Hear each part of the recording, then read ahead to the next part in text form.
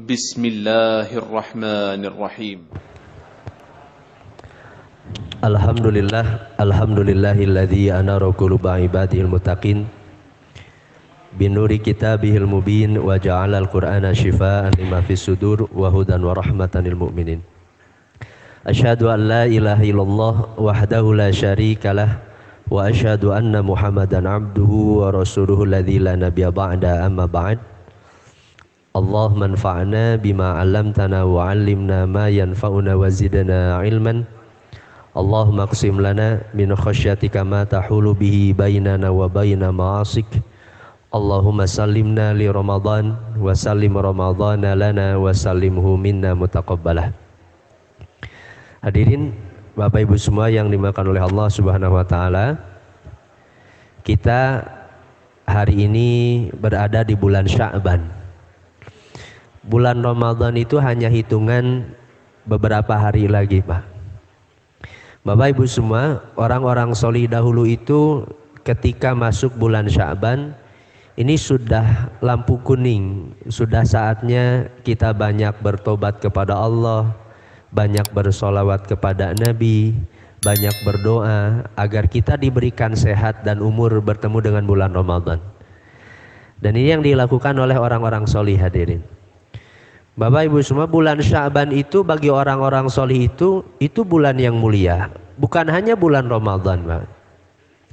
Allah itu memilih di antara beberapa waktu di setiap tahun yang waktu itu dijadikan oleh Allah sebagai waktu diangkatnya amal-amal manusia, dan itu dipilih adalah bulan Sya'ban, Pak.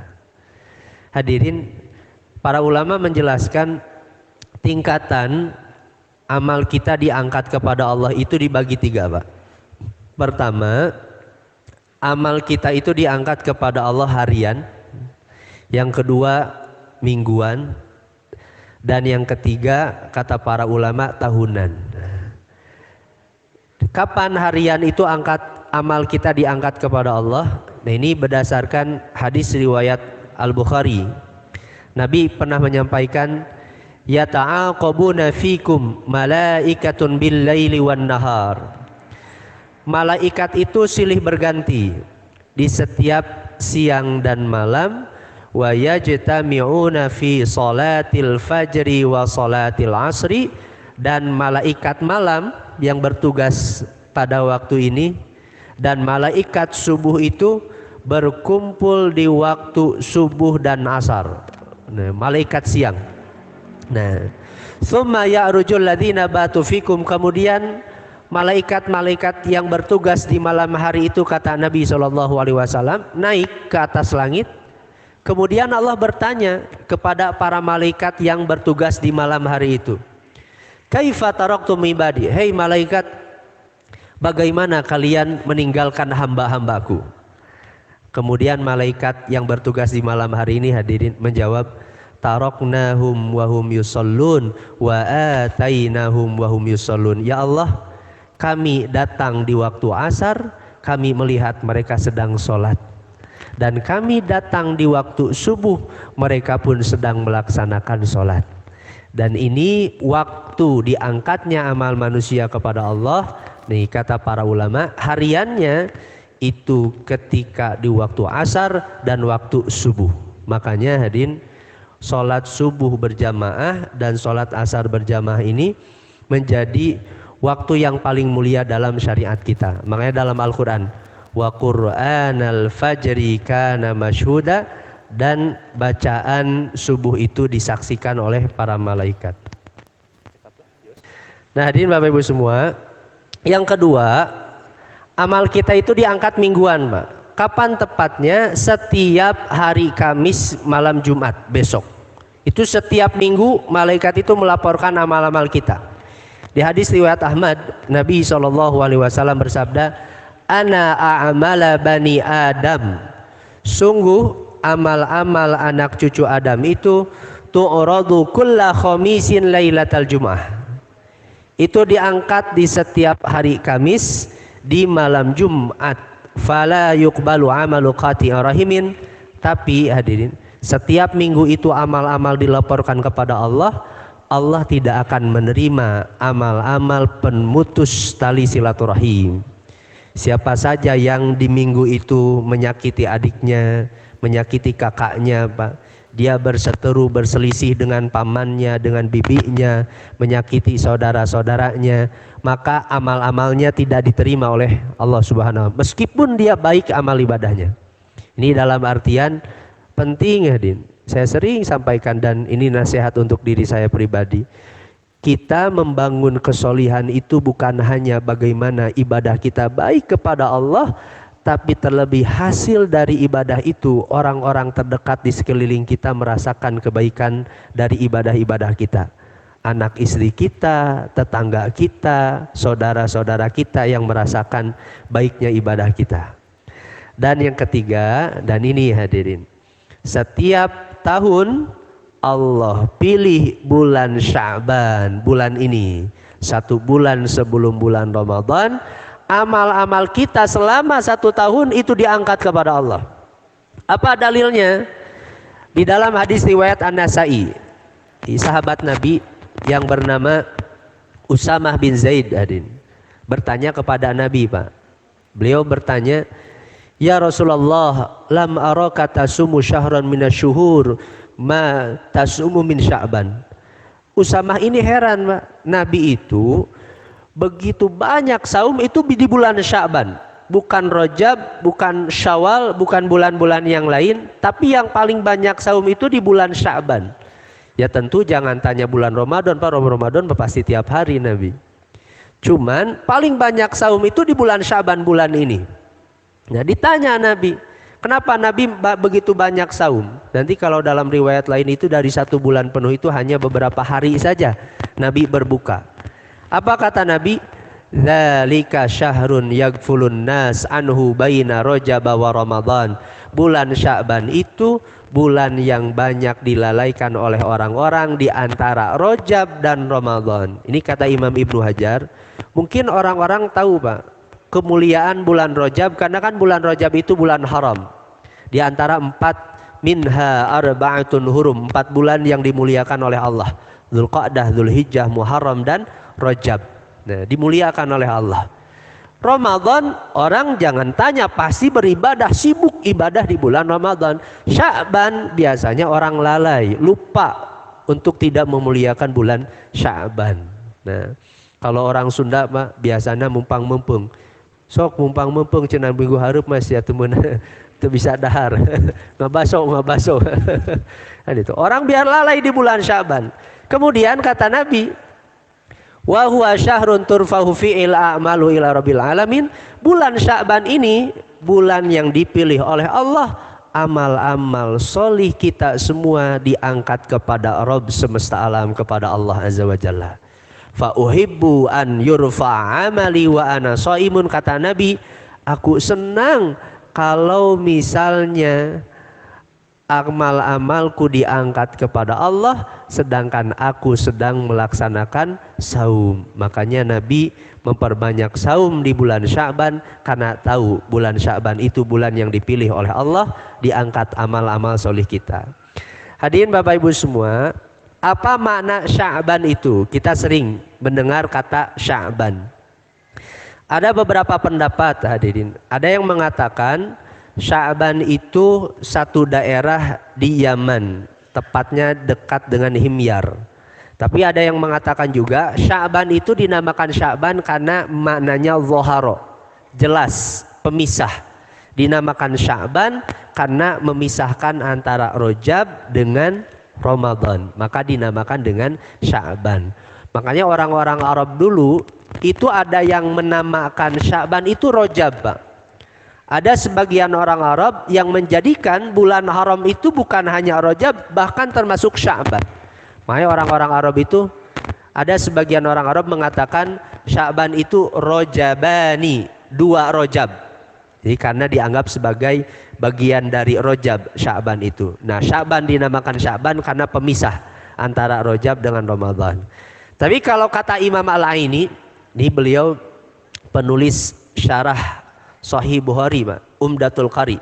Bapak Ibu semua pernah dengar syarah dari Ibnu Hajar Fathul Bari? Nah, ini ada syarah kitab yang lain namanya Umdatul Qari. Kata Imam Al-Aini, Sya'ban dinamakan Sya'ban itu secara bahasa itu maknanya ijtima, berkumpul. Kenapa? Fa innahu yatasya'abu fihi khairun katsirun. Kan dinamakan Sya'ban itu, bulan ini dinamakan Sya'ban karena berkumpulnya banyak kebaikan. Makanya kenapa dinamakan Sya'ban. Nah, hadirin Bapak Ibu semua yang dimuliakan oleh Allah. Nah, ini nasihat dari para ulama Pak ketika datangnya bulan Sya'ban. Imam Abu Bakar Al-Warraq Al-Balkhi, beliau memberikan nasihat seperti ini Pak, untuk benar-benar mempersiapkan bulan Ramadan itu sejak bulan Sya'ban. Kan dulu ya, saya pernah sering sampaikan ini, ulama-ulama solih dahulu itu mempersiapkan bulan Ramadan itu justru bukan ketika bulan Sya'ban Pak, tapi bahkan 6 bulan sebelum bulan Ramadan mereka sudah banyak berdoa kepada Allah. Kata Imam Ibnu Rajab, kanu yada'unallaha sittata asyhur an yuballighahum Ramadan. Orang-orang solih dahulu, kata Imam Ibnu Rajab, itu berdoa kepada Allah 6 bulan lamanya karena ingin bertemu dengan bulan Ramadan.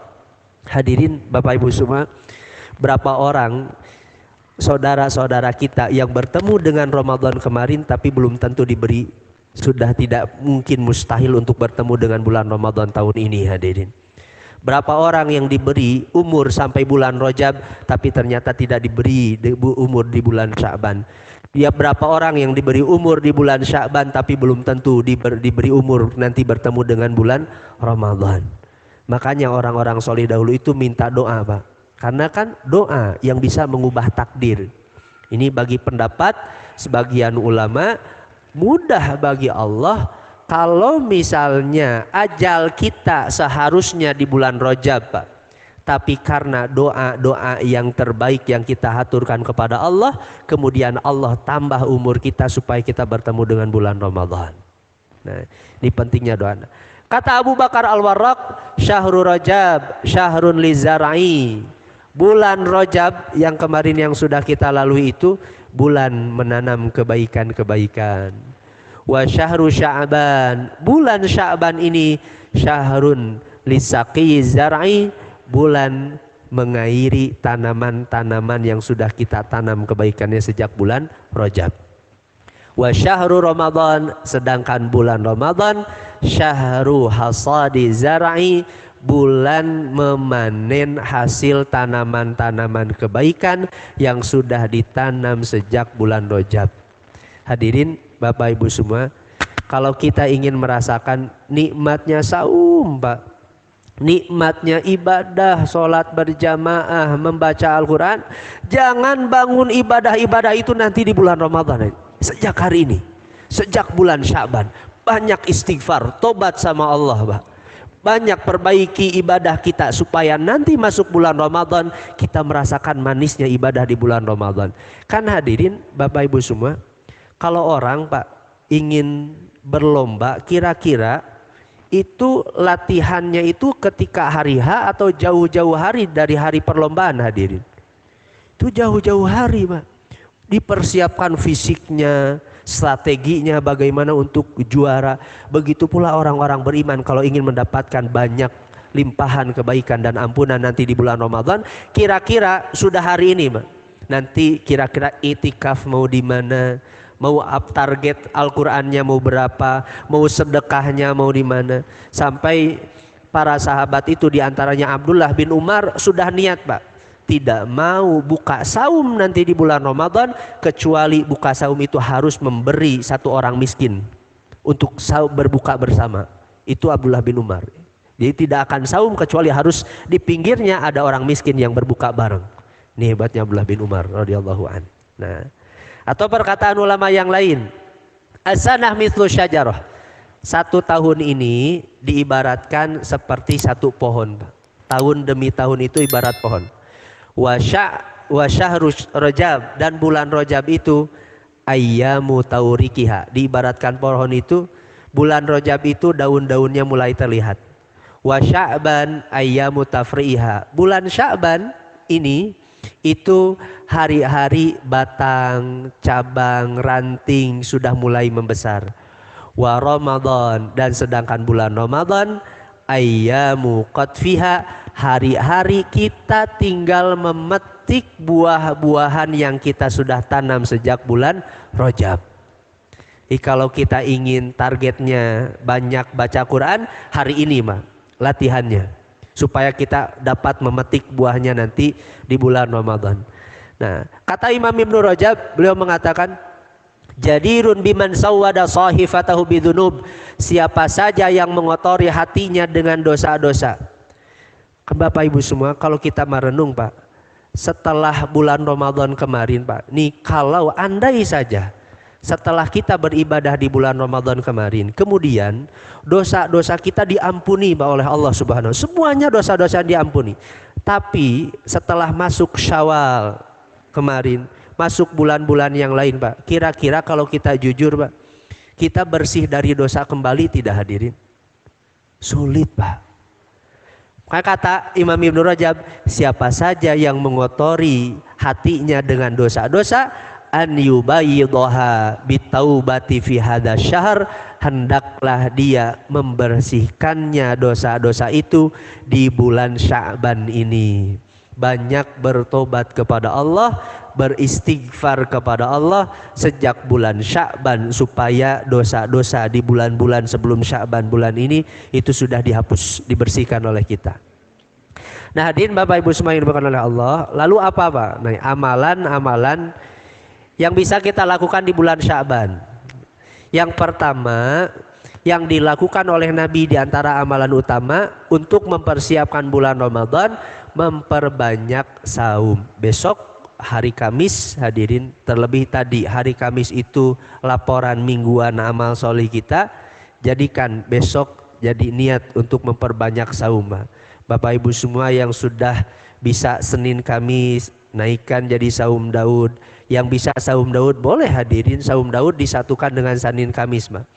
Misalnya Senin saum misalnya hadirin, kemudian nanti Rabu Kamis saum lagi, nanti Jumat libur, Sabtu libur lagi, masuk Senin lagi. Atau bahkan kata Imam An-Nawawi, Sya'ban itu hampir 1 bulan penuh. Ini bagi orang-orang yang memang sudah kuat Pak. Ini saya pribadi pun belum sampai sana. Nah, pajak saum. Nah, ini yang dikatakan oleh Aisyah. Kata Aisyah, kana yasumu Sya'ban kullahu, kana yasumu Sya'ban illa qalila. Nabi itu hampir saum sebulan penuh di bulan Sya'ban, hanya beberapa hari saja. Illa qalila, sedikit saja Nabi tidak saum. Ini kata Aisyah radhiyallahu anha. Kenapa? Karena supaya Sya'ban itu bentuk latihan Pak. Berapa orang hadirin karena tidak terbiasa saum, masuk bulan Ramadan Pak lulus Pak. Subuh tidur Pak, siang tidur, kadang sore tidur, karena memang tidak siap fisiknya, tidak dibiasakan. Kalau fisiknya sudah siap untuk beraktivitas, makanya lihat para sahabat Nabi SAW di bulan Ramadan itu luar biasa Pak. Mereka berperang dan mereka kuat luar biasa. Ya Ramadan itu saum itu jadi tenaga. Nih, jadi kekuatan ibadah. Mereka berperang, berjihad. Kan kita tahu Pak, berperang itu kadang bukan 1 jam 2 jam, bisa seharian tidak berhenti. Ini hebatnya para sahabat Nabi SAW. Kedua, di bulan Sya'ban ini bayar utang saum yang mungkin punya utang untuk mengqadha. Terlebih ibu-ibu yang punya utang. Dan ini yang dilakukan oleh Aisyah. Kata Aisyah di hadis riwayat Muslim, kana yakunu alayya saum min Ramadan fama astatiu an aqdiya illa fi Sya'ban. Dulu katanya, aku punya utang-utang saum Ramadan kata Aisyah, dan aku tidak mampu mengqadhanya kecuali di bulan Sya'ban. Ini jadi dalil Pak. Masuk bulan Syawal nanti biasanya kan banyak tuh orang bingung, lebih baik qadha dulu, Syawal dulu Pak. Biasanya gitu. Nah, kodok dulu atau nyawalan heula kan gitu biasanya. Nah, Aisyah itu mengqadha di bulan Sya'ban. Ini diantara jadi dalil.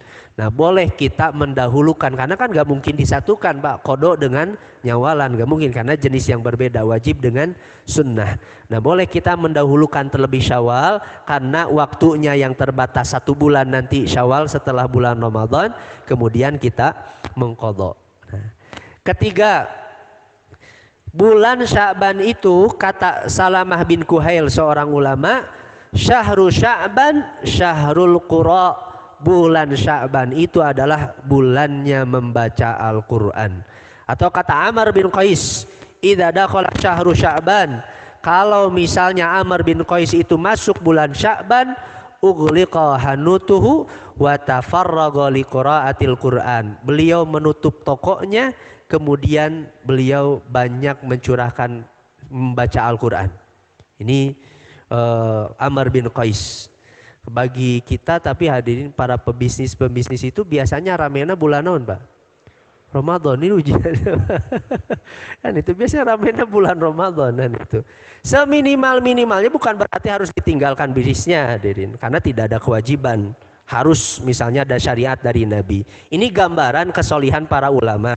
Kalaupun kita tidak bisa sampai total meninggalkan, seminimalnya jadikan bisnis di bulan Ramadan itu kita banyak sedekah, banyak untuk memberi, buka orang yang berbuka saum. Di waktu-waktu senggang tetap kita agendakan untuk membaca Al-Quran, hadirin. Karena kan pintu-pintu surga itu banyak, hadirin. Tidak hanya saum, ada pintu sholat di sana, ada pintu sedekah, ada pintu jihad, Pak. Nah, ada pintu-pintu surga yang banyak.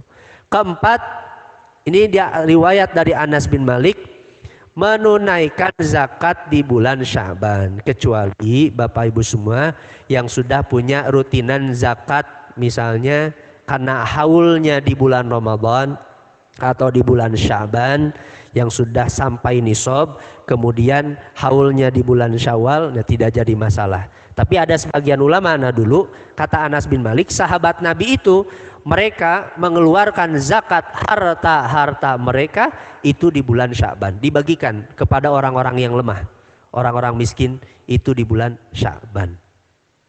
Dan kelima, nadiin Bapak Ibu semua yang dimuliakan oleh Allah, biasanya di kita masuk bulan Sya'ban itu banyak tradisi-tradisi yang dianggap itu bagian dari syariat, Pak. Di beberapa daerah ada tradisi masuk bulan Sya'ban itu padusan atau keramasan. Nah, jadi bersih dosa, cenah, kan itu. Kalau misalnya itu bagian dari duniawi, bebersih diri jasa dia, gak jadi masalah. Tapi kalau menjadikan itu bagian dari syariat, seolah-olah Allah dan Rasulullah yang menetapkan harus padusan dan keramasan, hati-hati. Kan kata Nabi, man qala ma lam aqul, siapa yang mengatakan sesuatu yang aku tidak katakan, menetapkan syariat yang aku tidak tetapkan itu, menganjurkan satu sunnah yang aku tidak anjurkan itu, man qala malam akul falyatabawa maq'adahu minan nar, siap-siap tempat duduknya di neraka. Atau sebagian daerah itu biasanya mengkhususkan ziarah kubur di bulan Sya'ban. Boleh hadirin Bapak Ibu semua, ziarah di bulan Sya'ban silakan saja. Tapi kalau mengkhususkan seolah-olah harus syariat menyunnah sebagai sunnah, nah ini harus berdasarkan anjuran Nabi, kan Allah dan Rasulullah yang mengetahui. Nah, ini tata cara ibadahnya. Nah, hadirin Bapak Ibu semua yang dimuliakan oleh Allah, ini sebagai bahasan terakhir, Pak. Ini sedikit lagi. Nanti masuk di pertengahan bulan Sya'ban, orang biasanya ramai untuk merayakan nisfu Sya'ban, pertengahan Sya'ban. Bagaimana kedudukannya?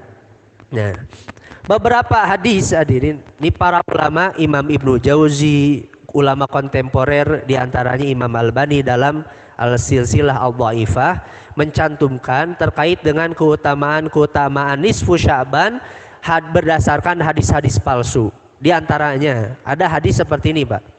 Man sholla lailatan nisfi min Sya'ban, siapa yang sholat di pertengahan bulan Sya'ban nanti, Thintai asyrota rakaatan, 12 rakaat, yaqra'u fi kulli rakaatin qul huwallahu ahad 30 marrah. Tapi setiap satu rakaatnya membaca 30 kali qul huwallahu ahad. Jadi satu rakaat qul huwallahu ahad Allahu samad lam yalid walam yulad walam yakul lahu kufuwan ahad sakali eta, tapi kudu 30 kali. Kan itu. Kadang sakali ge hese, Pak. Nah, apa kata riwayat ini? Lam yakhruj hatta yara maq'adahu minal jannah, ia tidak akan keluar dari salatnya kecuali pasti dia melihat kedudukannya di surga. Tapi hadis ini palsu. Nah, ini hati-hati, banyak bersebaran hadis-hadis palsu yang seperti ini, Pak. Bagaimana menetapkan hadis itu palsu? Panjang, Pak, ceritanya. Itu gak cukup 5 menit 10 menit menjelaskannya.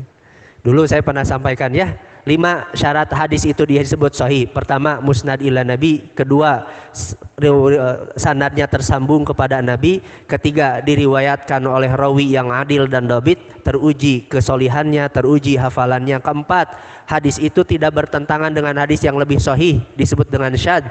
Kelima, hadis itu tidak ada illah hadis, cacat hadis. Yang bisa tahu itu cuma ulama hadis, Pak. Yang tahu bisa menilai hadis itu sahih dengan dhaif itu hanya para ulama hadis. Nah, tapi ini hadis. Ada satu hadis yang ini ikhtilaf terkait dengan keutamaan nisfu Sya'ban. Hadis mana? Hadis ini. Hadis sahih Imam Ibnu Hibban. Yatlu'ullahu ila khalqi fi lailatin nisfi. Allah turun kepada makhluknya di malam pertengahan bulan Sya'ban, fayaghfiru li jami'i khalqih, mengampuni seluruh makhluknya, illa li musyrikin aw li musyahinin, kecuali kepada orang musyrik atau kepada orang yang memusuhi saudaranya tidak akan diampuni oleh Allah. Nah, sebagian ulama itu sebenarnya sepakat, Pak, hadis ini dhaif. Ada 8 sahabat yang meriwayatkan hadis ini, tapi karena dhaifnya tidak parah, sebagian ulama mengangkat hadis ini menjadi hasan dan boleh digunakan untuk kemuliaan nanti nisfu Sya'ban. Sebagian ulama menganggap karena memang dasarnya hadis ini dhaif, maka tidak bisa digunakan jadi hujjah. Maka pertengahan bulan Sya'ban itu, malam nanti pertengahan bulan Sya'ban sama saja dengan malam-malam yang lain. Prakteknya seperti apa? Bagi ulama yang menguatkan nisfu Sya'ban dengan hadis ini kalau hadis yang tadi hadis-hadis palsu. Nah, hadis ini ya hanya saja menghidupkan malam saja. Karena nanti hadis-hadis palsu yang lain, Pak, bukan 12 rakaat, bahkan 100 rakaat. Siapa yang sholat 100 rakaat, anu 11 WHC komo 100, Pak. Dan itu ada 100 rakaat. Nah, itu hadis-hadis palsu. Sebagian ulama yang menguatkan hadis pertengahan nisfu Sya'ban ini, nah, menghidupkan malamnya seperti apa? Ya hidupkan malam. Makanya kata seorang ulama dari mazhab Hanafi, itu tidak dianjurkan berkumpul di masjid di pertengahan bulan Sya'ban. Cukup dengan pribadi sendiri, banyak memperpanjang sholat tahajud, memperbanyak doa, istighfar, bagi ulama yang menguatkan hadis ini.